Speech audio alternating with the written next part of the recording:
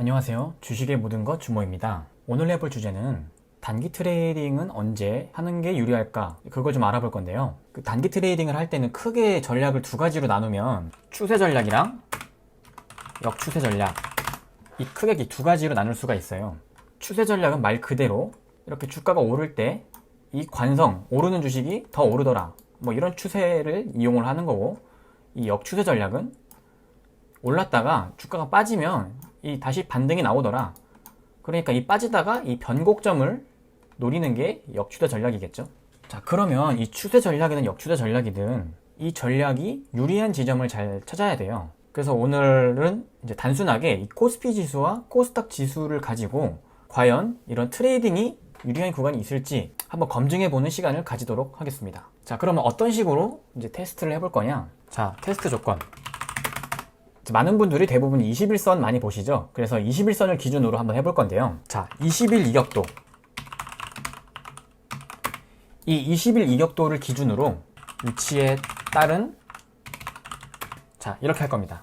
이격도 위치에 따라서 주가가 지금 강한지 약한지 대략적인 위치를 알 수가 있겠죠? 추세인지 역추세인지, 그리고 그 구간에서 다음날 수익률 또는 5일 후 수익률, 이 변화가 어떻게 다른지 그걸 해볼 거예요. 쉽게 설명을 해보면 이렇게 지금 제가 차트를 띄워놨는데 여기 지금 노란 선 있죠? 이 21선 많이 보시잖아요. 이 21선보다 주가가 위에 있으면 일반적으로는 주가가 강하다, 추세 구간이다 라고 많이들 판단을 하는 경우가 있고, 반대로 이런 구간 21선보다 주가가 이렇게 아래로 내려와 있으면 추세가 꺾였다, 역추세다, 이런 식으로 얘기를 하잖아요. 근데 이거를 지표화하는 게 이격도라는 거예요. 아래에 지금 초록 색깔 선이 이렇게 나와 있잖아요. 이게 100이 기준이에요. 그러니까 21선에 딱 붙어 있으면, 여기 지금 21선에 붙어 있으면 이격도가 100 근처에서 머물러 있는 걸로 알 수가 있고, 이 100에서 높아지면, 이렇게 높아지는 구간들, 높아지면 추세로 올라왔다, 그러니까 상승 추세다. 그리고 이 100이라는 수치보다 낮아지면 역추세다, 이렇게 보시면 될 것 같아요. 그래서 제가 해볼 거는 이 이격도가 100 근처에 있을 때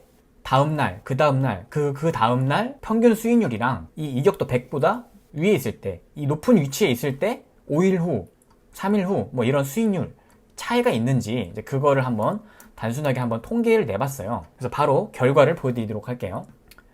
먼저 제가 코스닥을 2005년부터 이제 최근까지 한번 단순 통계를 내봤는데 결과가 이렇게 나왔습니다.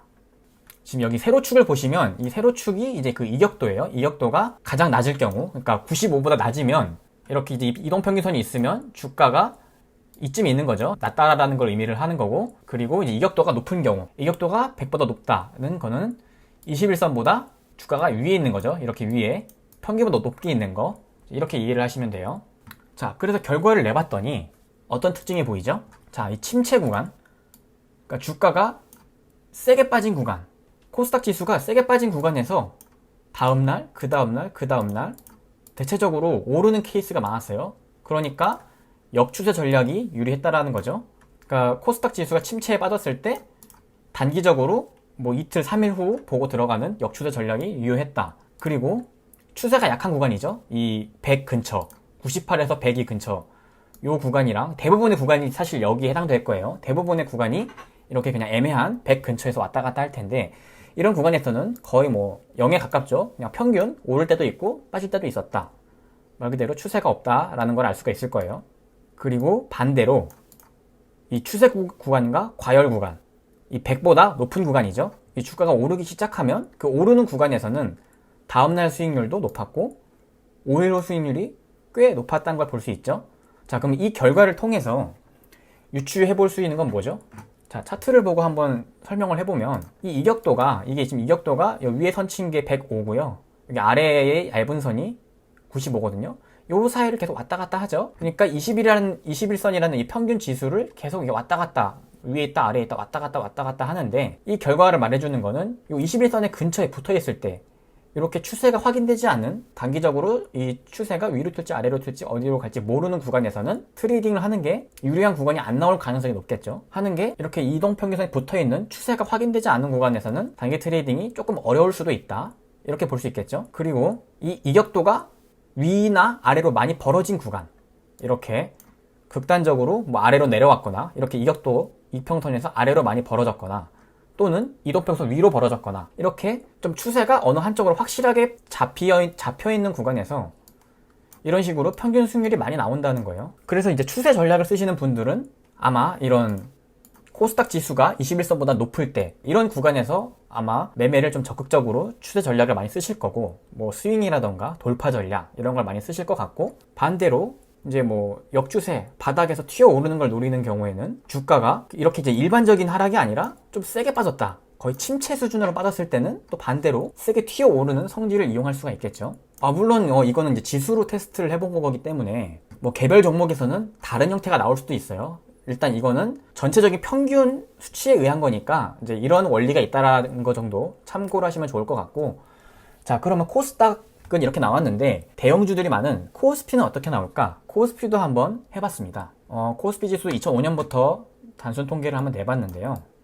코스피도 보시면 약간 비슷하죠? 코스피도 자, 이격이 낮은 구간, 그러니까 좀 침체된 구간에서는 반대로 다시 추세가 반전돼서 세게 튀어오르는 케이스, 단기적으로 튀어오르는 경우가 많았고, 이 비추세 구간 대부분이 여기에 해당하겠죠. 대부분 일반적인 상황에서는 오를 때도 있고 떨어질 때도 있었다. 거의 평균에 수렴했다. 거의 0에 가깝죠. 0에 가깝고, 또 어떤 추세로 방향이 잡혔어요. 상승 추세로 이렇게 100보다 높은 구간, 이런 구간에서는 오르는 게 더 오르는 추세 케이스가 나왔다는 거죠. 자, 코스피 지수를 볼게요. 코스피 지수 이렇게 보시면 이격도가 100에서, 그러니까 21선 평균 이 지표에서 왔다 갔다 위아래 와리가리 하는 걸 볼 수가 있죠. 이런 상황이 있는데 이렇게 추세가 확인되지 않고 좀 애매모호한 구간에서 보다는 어느 정도 이렇게 추세가 좀 확인이 되어 있는 구간들, 추세가 좀 강하게 확실하게 위로 뻗거나 아니면 확실하게 아래로 침체가 되거나 이렇게 극단적인 케이스에서 추세나 역추세 같은 단기 전략이 잘 먹힐 가능성이 있다라는 거겠죠. 그래서 되게 단순한 원리인데 이런 개념들을 이제 잘 숙지를 하시고 개별 종목이나 전략을 연구하는데 도움이 되실 것 같아요. 이거는 단순하게 이제 뭐 하루 보유, 이틀 보유만 테스트 해본 거기 때문에 이게 기간이 만약에 뭐 나는 1분만 보유를 한다, 5분만 보유를 한다, 뭐 이런 경우에는 또 달라질 수가 있어요. 이제 종목을 주로 하루에서 2, 3일 이렇게 일주일 내외로 보유하는 경우에 이제 테스트를 해본 거고, 이런 원리들을 잘 적용을 해서 좀 유리한 전략들을 많이 만들어 보면 좋을 것 같네요. 그래서 오늘 내용은 여기까지 하고 마무리하도록 하겠습니다.